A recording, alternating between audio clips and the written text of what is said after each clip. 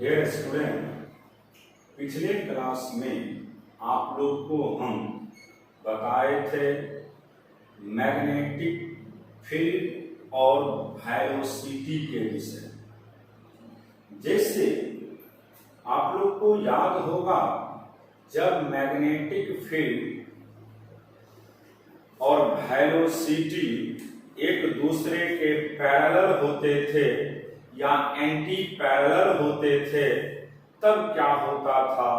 Force का direction. फिर दूसरा केस में हमने पढ़ाए थे, जब वेलोसिटी और मैग्नेटिक फील्ड एक दूसरे पे परपेंडिकुलर होते हैं, तब उसका पाथ क्या फॉर्म करता है और कैसा रेडियस होता है। ये सभी चीजें हमने डिस्कशन किए थे। जैसे हम एक थोड़ा सा रिव्यू कर देते हैं आप लोग को। जैसे हम यही बताए थे case first,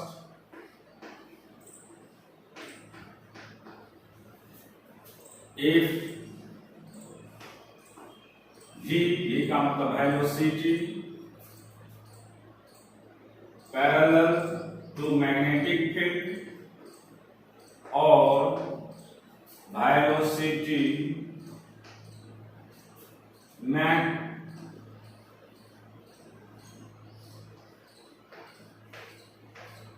an angle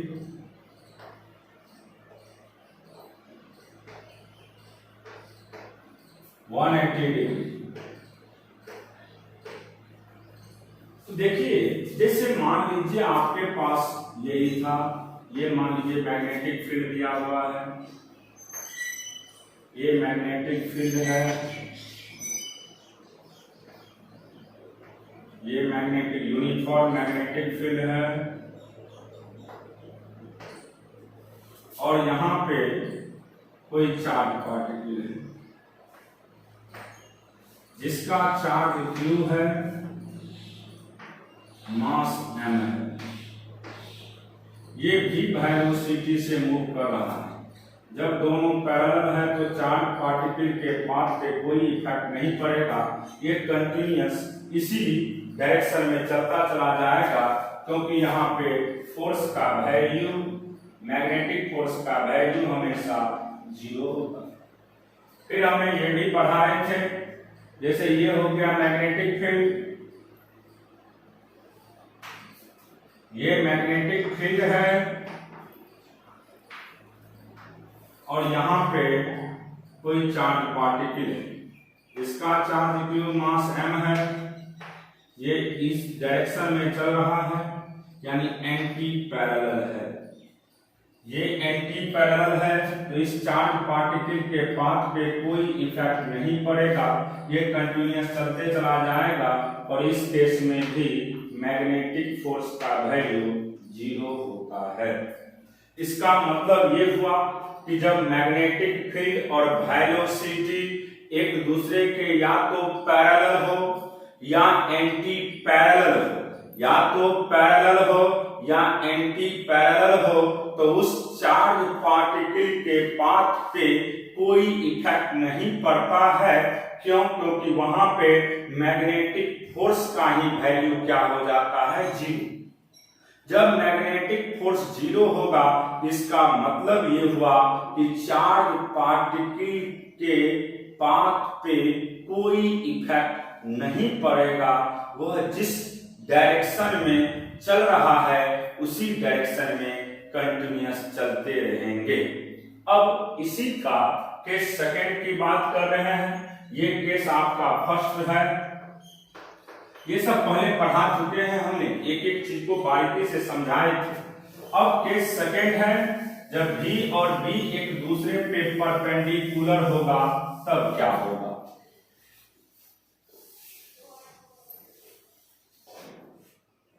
case second, if V perpendicular to B, यानी वेलोसिटी और मैग्नेटिक फील्ड एक दूसरे पे परपेंडिकुलर है। तो देखिए, इसका पाथ हमने बोले थे कि सर्कुलर होगा। यहां पे मैग्नेटिक फील्ड है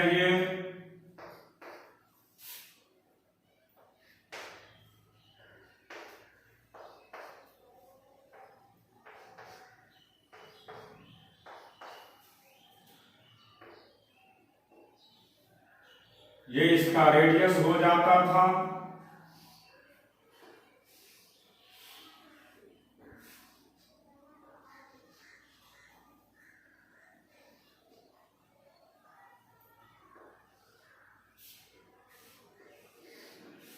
ये रेडियस था और फोर्स अंदर के तरफ एक्ट करेगा। तो यहां पे आप लोग को हम समझाए थे रेडियस का वैल्यू mv/qb, टाइम पीरियड का वैल्यू 2 पर m/qb। फिर हमने पढ़ाए थे फ्रीक्वेंसी का वैल्यू qb 2 पर m। फिर एंगुलर फ्रीक्वेंसी का वैल्यू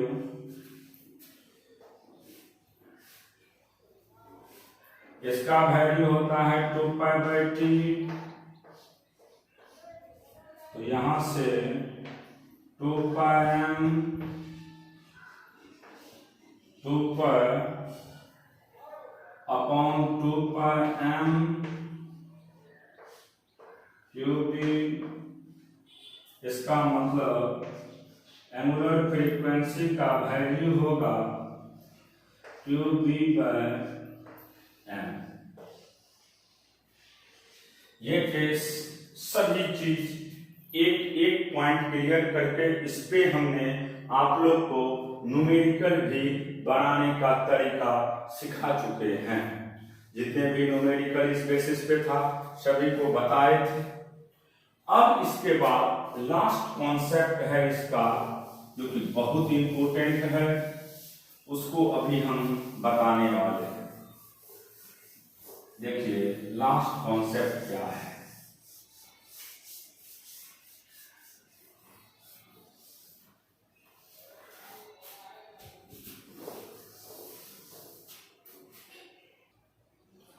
ये थर्ड केस है और ये बहुत ही इंपॉर्टेंट है। सुनेंगे ध्यान से। क्वेश्चन कॉन्सेप्ट क्या है। अगर वेलोसिटी एंगल बनाता है मैग्नेटिक फील्ड के साथ थीटा, ध्यान रहे थीटा ना तो 0 डिग्री होना चाहिए, ना ही 90 डिग्री होना चाहिए, ना ही 180 डिग्री होना चाहिए। हमने एक्सेप्ट वर्ड लिख दिया है। एक्सेप्ट का मतलब होता है इसको छोड़ करके। तो आपको अब ये समझना है कि अगर वेलोसिटी और मैग्नेटिक फील्ड के बीच का एंगल कुछ भी हो, किसको किसको छोड़ करके, 0 डिग्री, 90 डिग्री और 180 डिग्री को छोड़ करके, तब यहां पे वेलोसिटी का 2 कंपोनेंट होगा। आप जानते हैं कि कोई भी वेक्टर जिस किसी एक्सिस के साथ थीटा डिग्री का एंगल फॉर्म करता है उसका एक कंपोनेंट जिसके साथ बनाता है उसमें कॉस लेते हैं और जिसके साथ नहीं बनाता है उसमें साइन लेते हैं।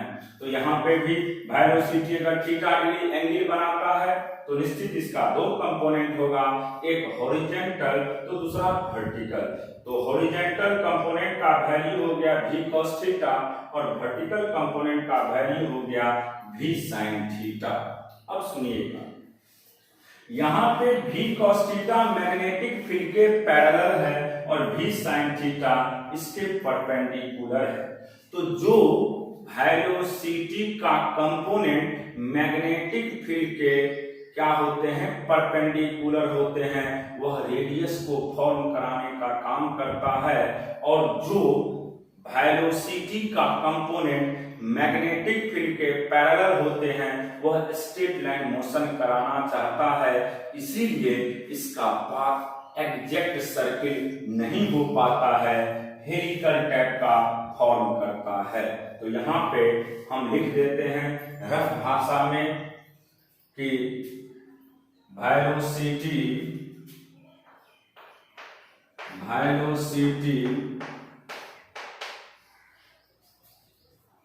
having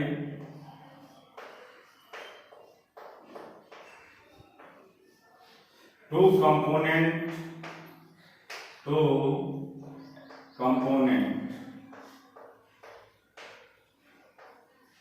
one along magnetic field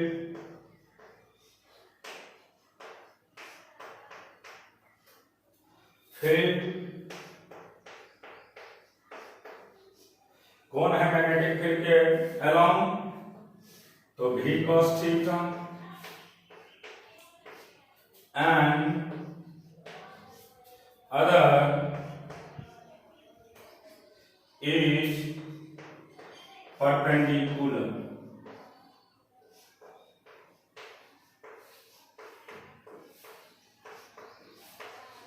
और ये हो गया आपका v sin theta.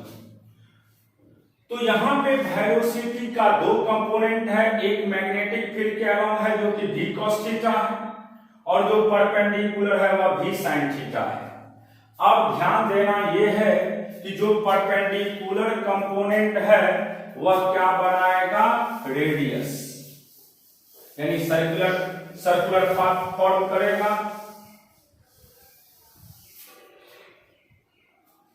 The perpendicular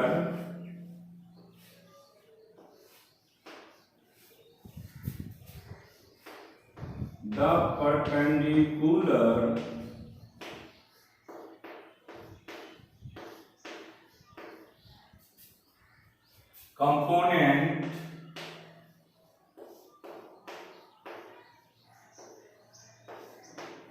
of velocity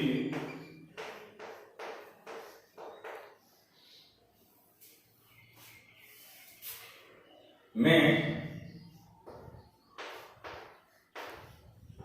circular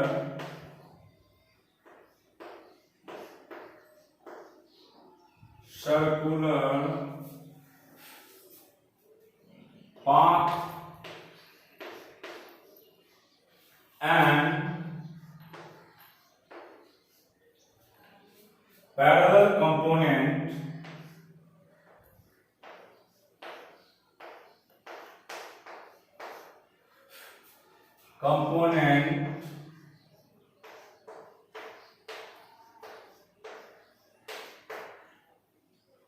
of velocity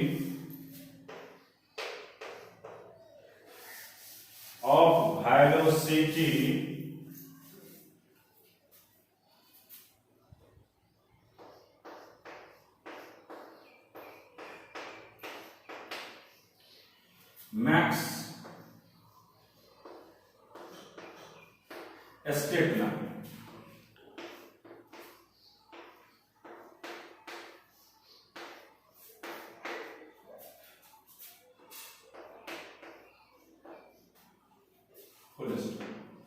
combine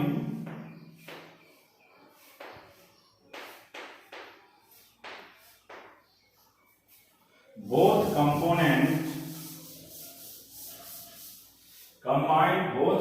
of velocity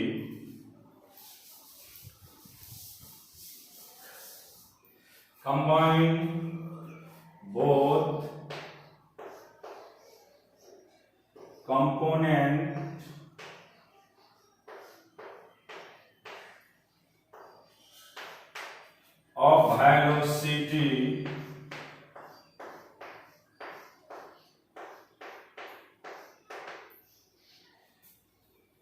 में हेलिकल पाथ।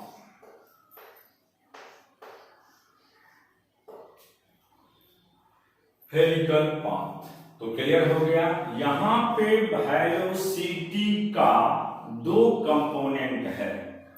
एक कंपोनेंट जो है v cos थीटा वह पैरेलल है मैग्नेटिक फील्ड का, और दूसरा कंपोनेंट जो है v sin थीटा वह परपेंडिकुलर है मैग्नेटिक फील्ड का।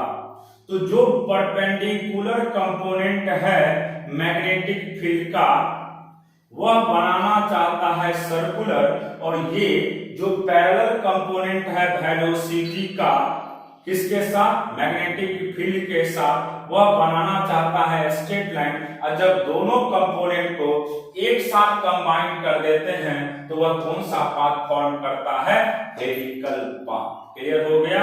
इसका मतलब ये हुआ कि जब वेलोसिटी और मैग्नेटिक फील्ड एक दूसरे के साथ थीटा डिग्री का एंगल फॉर्म करते हैं तो वहां पे उस पार्टिकल का पाथ कैसा होता है, हेलिकल।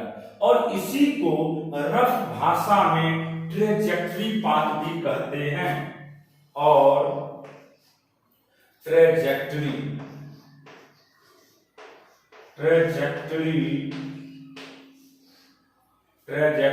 पाथ दोनों बोल सकते हैं आप, या तो हेलिकल पाथ बोल सकते हैं, रफ भाषा में बहुत जगह क्वेश्चन में ट्रेजेक्टरी भी लिखा रहता है तो कंफ्यूज नहीं करेंगे, ट्रेजेक्टरी पाथ भी फॉर्म करेगा। अब सुनिए, अब यहां पे जो सर्कुलर पाथ बनाना चाहता है वही ना रेडियस देगा, तो अब हमें रेडियस का वैल्यू फाइंड करना है। तो रेडियस का सीधा वैल्यू होगा, रेडियस की बात कर रहे हैं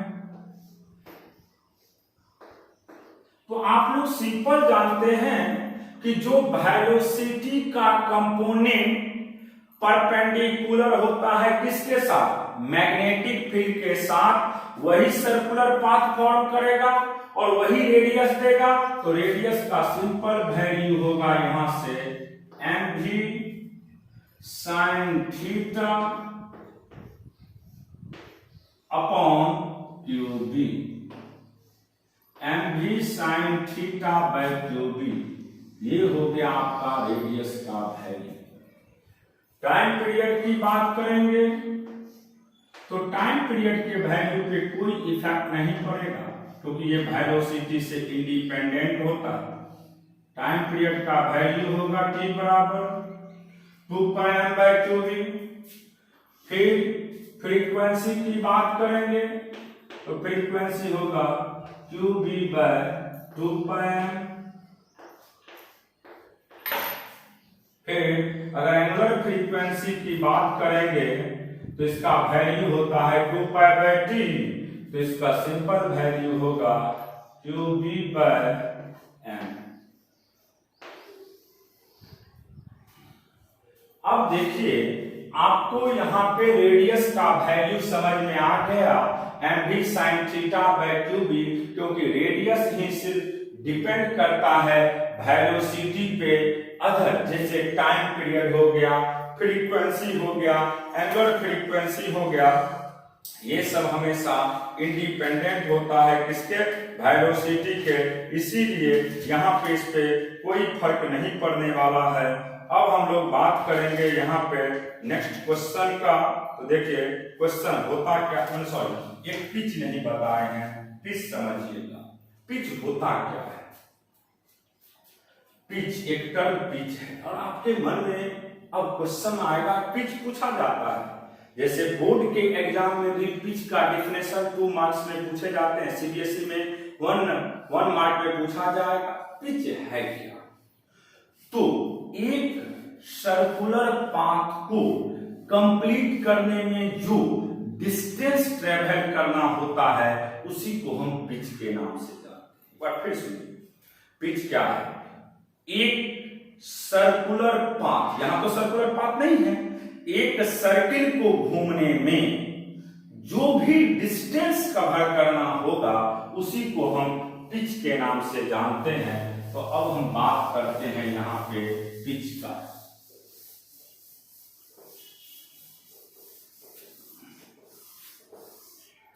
तो देखिए पिच है क्या,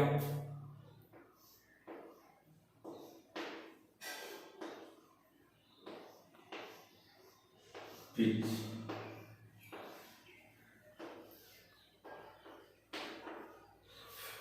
पिच है क्या, horizontal distance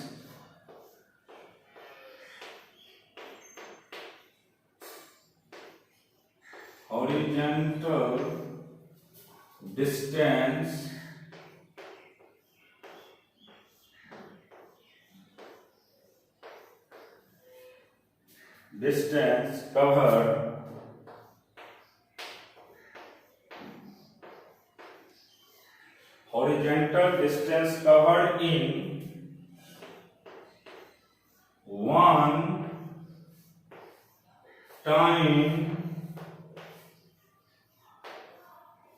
one time period.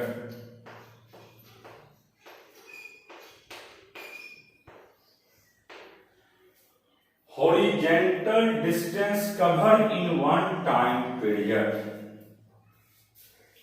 Pitch के विषय में कोई पूछेगा तो आप सिंपल याद रखिएगा कि horizontal distance covered in one time period. अब देखिए हॉरिजॉन्टल वेलोसिटी क्या है यहाँ पे v cos थीटा, और टाइम का वैल्यू क्या है आपके पास, तो देखिए पिच का सिंपल वैल्यू होगा p बराबर वेलोसिटी, कौन सा वेलोसिटी, पैरेलल वेलोसिटी का पैरेलल कंपोनेंट लीजिएगा तो पैरेलल कंपोनेंट हो गया into time, one time period. तो यहां से इसका सिंपल वैल्यू हो गया v cos थीटा, और t का वैल्यू आप जानते हैं 2πm/qb।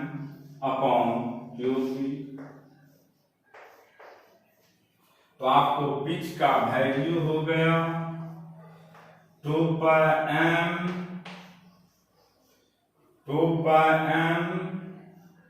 v cos theta qb। तो पिच का अगर कोई वैल्यू आपसे पूछेगा तो सिंपल याद रखिएगा 2mv cos theta by qb, 2mv cos theta by qb, 2mv cos theta by qb। ये हो गया किसका वैल्यू, पिच का, parallel component into 2πmv cos theta by qb। जो भी वैल्यू आपको निकालना हो, तो जैसे मान लीजिए पिच निकालना होगा तो सीधा याद रखिएगा वेलोसिटी का कौन सा कंपोनेंट की बात करते हैं, parallel component into one time period. Parallel component हो गया v cos theta into time period, तो पिच निकल गया। इसको आप हट जाएंगे क्योंकि तो कंपटीशन में पिच पूछ देता है। तो ये था जब वेलोसिटी और मैग्नेटिक फील्ड एक दूसरे के साथ एंगल क्या फॉर्म करता है, थीटा। अब हम इस पे एक दो क्वेश्चन आपको सिखाने का काम कर रहे हैं। देखिए क्वेश्चन है क्या, अभी जो आप लोग को हमने पढ़ा है उसी पे एक क्वेश्चन दिया। क्वेश्चन क्या है समझिएगा, एक चार्ज पार्टिकल जिसका चार्ज q है, मास m है, is moving with velocity v, और v का वैल्यू है v1i cap plus v2j cap इन मैग्नेटिक फील्ड, और b मैग्नेटिक फील्ड है वह किस एक्सिस के अलोंग है, x एक्सिस के अलोंग। तो आपको फाइंड करना है इसका पाथ, आप जानते हैं। उसके बाद फाइंड करना है रेडियस, टाइम पीरियड और पिच। तो सबसे पहले जब यहाँ पे वेलोसिटी का दो कंपोनेंट है, एक x एक्सिस के अलोंग है और दूसरा y एक्सिस के अलोंग है, तो आपके दिमाग में सेट हो गया होगा कि निश्चित उस चार्ज पार्टिकल का पाथ कैसा होगा, हेलिकल होगा। क्योंकि जब वेलोसिटी और मैग्नेटिक फील्ड एक दूसरे पे परपेंडिकुलर होता है तो सर्कुलर फॉर्म करता है, पैरेलल होते करते हैं तो स्ट्रेट लाइन फॉर्म करता है, और जब दोनों कंपोनेंट एक साथ अपीयर होते हैं तो निश्चित उसका पाथ कैसा होता है, ट्रेजेक्टरी होता है, या आप बोल सकते हैं कि हेलिकल होता है। तो ये तो क्लियर हो गया कि एक कंपोनेंट जो वेलोसिटी का है, जो पैरेलल है वह v1 है, और जो परपेंडिकुलर है वह v2 है, और इसका पाथ भी क्लियर हो गया कि कैसा पाथ फॉर्म किया है, हेलिकल। तो पहला क्वेश्चन आपको क्लियर हो गया, इसका पाथ कैसा होगा, हेलिकल। तो पाथ आप लिख सकते हैं, पाथ बराबर हेलिकल। पाथ तो क्लियर हो गया है। अब हमें पूछा जा रहा है रेडियस। तो रेडियस आप जानते हैं कि वेलोसिटी का जो परपेंडिकुलर कंपोनेंट है एम भी, लेकिन ध्यान रहे परपेंडिकुलर कंपोनेंट बाय क्यूबी। अब समझना यह है कि परपेंडिकुलर कंपोनेंट यहां पे v2 है, तो निश्चित m v2 बाय क्यूबी। ये हो गया आपका रेडियस। पॉइंट क्लियर हो गया, रेडियस कैसे फाइंड करते हैं। अब नेक्स्ट क्वेश्चन पूछ रहा है आपसे टाइम पीरियड। तो देखिए टाइम पीरियड की जब बात करते हैं तो t का सीधा वैल्यू हम जानते हैं 2πm बाय क्यूबी। अब पिच की बात करते हैं तो कौन सा कंपोनेंट वेलोसिटी का लेते हैं, पैरेलल कंपोनेंट। तो वेलोसिटी का parallel component into time. Parallel component हो गया आपका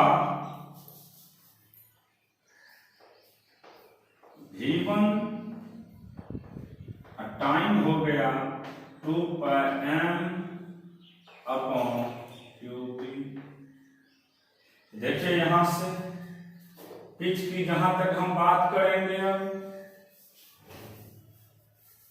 तो पिच हो जाएगा आपको 2πm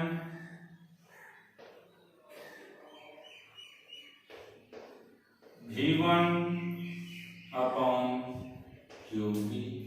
तो यही आंसर हो गया। क्लियर हो गया कॉन्सेप्ट। अब इसके बाद एक नेक्स्ट क्वेश्चन है, एक charge particle charge q mass m is moving with velocity v का वैल्यू दे चुका है इन मैग्नेटिक फील्ड, और मैग्नेटिक फील्ड अब जो आपको दिख रहा है वह y एक्सिस के अलोंग है। तो आपसे पूछा जा रहा है फाइंड ट्रेजेक्टरी। ट्रेजेक्टरी का मतलब हो गया पाथ। तो आप जानते हैं कि जब 0 डिग्री और आपके पास 90 डिग्री और 180 डिग्री नहीं होगा तो निश्चित है कि इसका पाथ आपको कैसा फॉर्म करेगा, इसका जो पाथ होगा वह निश्चित ट्रेजेक्टरी फॉर्म करेगा, यानी पिच फॉर्म करेगा। अब देखिए ध्यान से हम बात करेंगे मैग्नेटिक फील्ड का। तो मैग्नेटिक फील्ड हो गया आपका ये y एक्सिस के अलोंग, मैग्नेटिक फील्ड आपको y एक्सिस के अलोंग हो गया, और इसका वैल्यू 3j हो गया। मैग्नेटिक फील्ड y एक्सिस के अलोंग है, इसका वैल्यू 3j हो गया, और ये चार्ज पार्टिकल ऐसे ही और अब देखिए यहाँ पे अब आप लोग को ये समझना होगा कि इसका जो पाथ होगा, मान लीजिए एक इस एक्सिस, ये पैरेलल एक्सिस जो होगा इसका वेलोसिटी का वह, और एक दूसरा होगा परपेंडिकुलर एक्सिस। तो परपेंडिकुलर एक्सिस आपका हो जाएगा, यहाँ पे परपेंडिकुलर एक्सिस की बात करेंगे तो परपेंडिकुलर एक्सिस हो जाएगा आई वाला कंपोनेंट, तो ये हो गया, ये परपेंडिकुलर कंपोनेंट हो जाएगा आपको कितना 4, और पैरेलल कंपोनेंट होगा वेलोसिटी का, पैरेलल कंपोनेंट हो जाएगा आपको आई। क्लियर हो गया? परपेंडिकुलर हो गया आपका 4 और पैरेलल हो गया 5। तो निश्चित है इसका भी पार्ट आप देख ही रहे कि कैसा बना रहा है, हेलिकल बना रहा है, और यहाँ पे चार्ज q है, मास m। अब हम बात करते हैं रेडियस का। तो रेडियस आप सीधा जानते हैं m, लेकिन कौन सा कंपोनेंट लेना है? Perpendicular component by q। तो यहाँ पे आपके पास परपेंडिकुलर कंपोनेंट जो है वेलोसिटी का, वह देख रहे हैं ना कितना है 4, चार्ज q है, और मैग्नेटिक फील्ड का वैल्यू 3 है। तो यानी आपको इसका वैल्यू होगा 4m अपॉन 3q।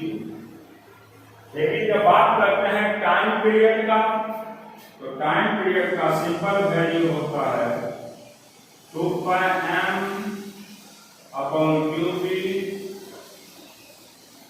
तो 2πm q को q ही रहने दीजिए, और b को आप लिख सकते हैं कितना 3q। ये भी हो गया। उसके बाद पिच की बात करते हैं। लास्ट में आपको पिच समझना होगा। तो पिच की बात अगर करते हैं आप लोग, तो पिच का सिंपल वैल्यू होता है पैरेलल कंपोनेंट, तो वेलोसिटी का पैरेलल कंपोनेंट इनटू t। तो वेलोसिटी का पैरेलल कंपोनेंट हो गया 5, और t का वैल्यू हो गया 2πm अपॉन 3q। तो ये हो जाएगा यहां से 10 πm अपॉन 3q। ये हो गया आपका। ये कॉन्सेप्ट आपका क्लियर हो गया। यहाँ पे दो न्यूमेरिकल हमने सॉल्व किए हैं, और जो कि दोनों आपको समझ में आ चुका है। एक क्वेश्चन और समझिएगा। A moving charge is projected in a magnetic field if V बराबर 3I cap plus 4J cap into 10 to the power minus 2 Tesla, and the charge accelerated at A बराबर 2xi cap plus 2j cap, then find x। सबसे पहला चीज ये समझना है कि हमारे पास एक्सेलरेशन दिया हुआ है और मैग्नेटिक फील्ड दिया हुआ है। आप जानते हैं कि मैग्नेटिक फील्ड आई जे है, तो निश्चित के एक्सिस के अलावा है, आई क्रॉस जे यानी के हो जाएगा। तो आपको अब ये समझना होगा कि मैग्नेटिक फील्ड जेड एक्सिस पे है, और ये आपको एक्स और वाई एक्सिस पे है। तो हम इसका वैल्यू कैसे फाइंड करेंगे, तो आपको पता होना चाहिए। इस तरह के क्वेश्चन को सॉल्व करने का एक सिंपल प्रोसेस है, और उस प्रोसेस के आधार पे आप बना सकते हैं। जैसे आप जानते हैं मैग्नेटिक फोर्स का वैल्यू होता है Q into V cross B, Q into V cross B। आपको ये हम क्रॉस प्रोडक्ट से पढ़ाते आ रहे हैं कि अगर दो वेक्टर का क्रॉस प्रोडक्ट में जो दो वेक्टर इन्वॉल्व होते हैं वह हमेशा रिजल्टेंट वेक्टर पे परपेंडिकुलर होता है। इसका मतलब ये हुआ कि मैग्नेटिक फोर्स परपेंडिकुलर होगा वेलोसिटी का और मैग्नेटिक फोर्स परपेंडिकुलर होगा मैग्नेटिक फील्ड का। इसका मतलब ये हुआ कि फोर्स और वेलोसिटी का डॉट प्रोडक्ट 0 होगा। मैग्नेटिक फोर्स और मैग्नेटिक फील्ड का डॉट प्रोडक्ट आपको 0 होगा, क्योंकि आप जानते हैं जब हम डॉट प्रोडक्ट पढ़ा रहे थे कि अगर कोई भी दो वेक्टर एक दूसरे पे परपेंडिकुलर होता है तो उसका डॉट प्रोडक्ट का वैल्यू 0 होता है। तो यहाँ पे FV into V co dot करेंगे तो 0 होगा और फोर्स को फिर डॉट करेंगे मैग्नेटिक फील्ड के साथ तो ये भी 0 होगा। अब सुनिए, जिस डायरेक्शन में फोर्स होगा उसी डायरेक्शन में एक्सेलरेशन होते हैं। जिस डायरेक्शन में फोर्स होगा उसी डायरेक्शन में एक्सेलरेशन होता है। इसका मतलब ये हुआ कि जब फोर्स और मैग्नेटिक फील्ड एक दूसरे पे परपेंडिकुलर है, ये रिप्रेजेंट करता है कि एक्सेलरेशन और मैग्नेटिक फील्ड भी परपेंडिकुलर ही होगा। तो एक्सेलरेशन को अगर डॉट कर दिया जाए किसके साथ, मैग्नेटिक फील्ड के एक्सेलरेशन को अगर डॉट कर दिया जाए किसके साथ, मैग्नेटिक फील्ड के साथ, तो इसका भी वैल्यू आपको 0 ही होगा। पॉइंट क्लियर हो गया।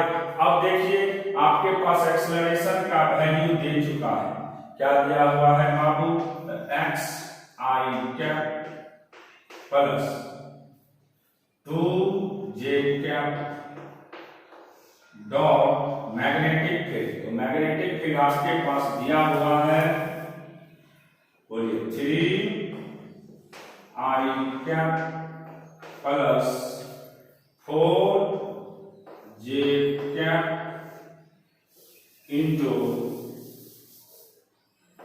10 टू द पावर -2 का वैल्यू 0।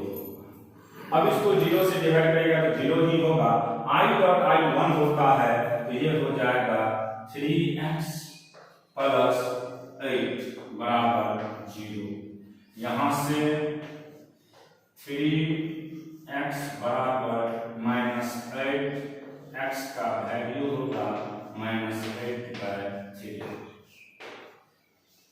आंसर हो गया आपका डी हो गया। पॉइंट क्लियर हो गया। सबसे पहले ये देखना है कि गिवन क्या है और आप क्या फॉर्मूला जानते हैं। तो आपके पास यहाँ पे दो चीज गिवन था, एक मैग्नेटिक फील्ड और दूसरा एक्सेलरेशन। तो फोर्स का फॉर्मूला जानते हैं हम लोग, Fv का value Q into V cross V होता है। इसका मतलब ये हुआ कि मैग्नेटिक फोर्स और वेलोसिटी परपेंडिकुलर है, मैग्नेटिक फोर्स और मैग्नेटिक फील्ड परपेंडिकुलर है। जब दो परपेंडिकुलर होगा तो निश्चित डॉट प्रोडक्ट 0 होगा। तो इसका भी डॉट प्रोडक्ट 0, इसका भी डॉट प्रोडक्ट 0।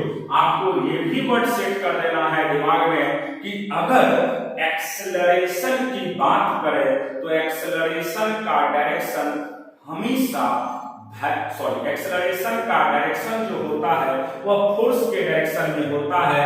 इसका मतलब ये हुआ कि अगर जिस तरफ फोर्स है उसी तरीका से एक्सेलरेशन भी काम करता है।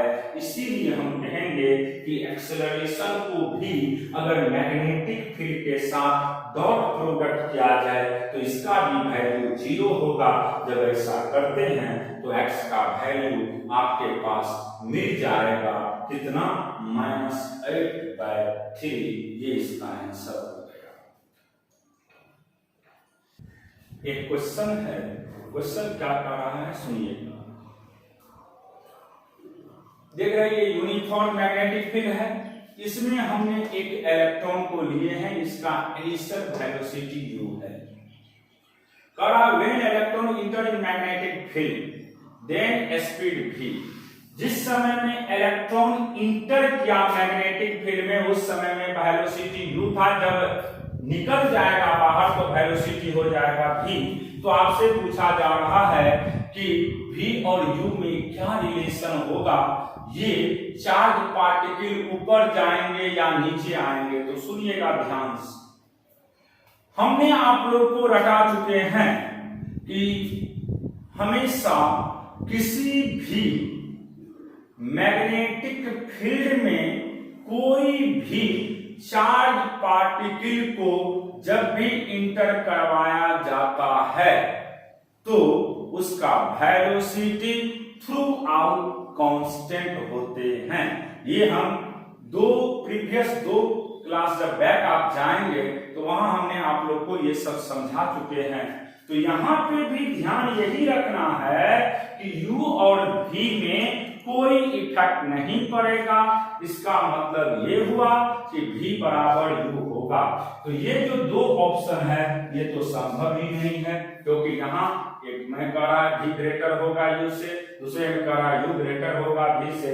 ये नहीं सोचना है, आपको ये सोचना है कि वेलोसिटी थ्रू आउट कांस्टेंट होगा, इसका मतलब u और v का वैल्यू ऑलवेज सेम होगा। अब क्वेश्चन आता है कि ये होंगे किधर, तो देखिए ध्यान से, मैग्नेटिक फील्ड अंदर है और वेलोसिटी एक्स एक्सिस पे है, तो अपने राइट हैंड के 4 फिंगर, ये देख रहे हैं 4 फिंगर, इस 4 फिंगर को हम वेलोसिटी के तरफ देते हैं और मैग्नेटिक फील्ड के तरफ पंच करते हैं। तो दिए, मुट्ठी बंद किए, थंब किधर है, ऊपर। इसका मतलब फोर्स ऊपर लगना चाहिए, लेकिन बाबू चार्ज कैसा है, निगेटिव चार्ज है, तो जो ऊपर फोर्स लगता वही फोर्स किधर हो जाएगा, नीचे। एक बार और समझने का कोशिश करें। हमने बोले थे कि मैग्नेटिक फोर्स के डायरेक्शन को फाइंड करने के लिए हम राइट हैंड रूल का यूज करते हैं। इसमें क्या किया जाता है, अपने राइट हैंड के 4 फिंगर को वेलोसिटी के तरफ रखते हैं। तो रख दी, मैग्नेटिक फील्ड जिधर होता है उधर पंच करते हैं, तो थंब रिप्रेजेंट करता है मैग्नेटिक फोर्स के डायरेक्शन को। अगर चार्ज का नेचर पॉजिटिव है तो जिधर थंब है उसी डायरेक्शन में डेविएशन होता है, लेकिन चार्ज का नेचर अगर निगेटिव है तो जिधर थंब है उसके अपोजिट डायरेक्शन में डेविएशन होगा। तो देखिए ध्यान से, दिए, पंच किए, थंब ऊपर हो गया, होना चाहिए था y एक्सिस ऊपर के तरफ, लेकिन चार्ज क्या है यहाँ पे, निगेटिव, इसलिए होगा किधर, नीचे। इसलिए आपका ऑप्शन क्या हो जाएगा, बी हो जाएगा। आप याद रखेंगे कि कोई भी चार्ज पार्टिकल जब किसी यूनिफॉर्म मैग्नेटिक फील्ड में इंटर करता है तो उसका वेलोसिटी थ्रू आउट कांस्टेंट होते हैं और मैग्नेटिक फोर्स का डायरेक्शन को फाइंड करने के लिए राइट हैंड का यूज करते हैं। ये हम पहले दिखा चुके हैं। तो आज का क्लास हम यहीं पे समाप्त करते हैं। जितने भी 12th के स्टूडेंट है या टारगेट के स्टूडेंट है, सभी लोग एक एक लेक्चर को सही से देख करके नोट करिएगा और जितने भी क्वेश्चन बताया जा रहा है सभी क्वेश्चन को अच्छा से सीखने का कोशिश करेंगे और आप इसको प्रैक्टिस में रखिएगा, ताकि कॉम्पिटिटिव एग्जाम जो आने वाले जुलाई में है, आपको पता ही होगा कि आईआईटी का एग्जाम 19 से 23 के बीच हो रहा है और नीट का एग्जाम 26 जुलाई को है। आपको ये सभी क्वेश्चन बहुत इंपॉर्टेंट हो जाएगा उस कंपटीशन के लिए। इसको ध्यान में रखते हुए आप लोग इसको पढ़ेंगे। आज का क्लास हम यही समाप्त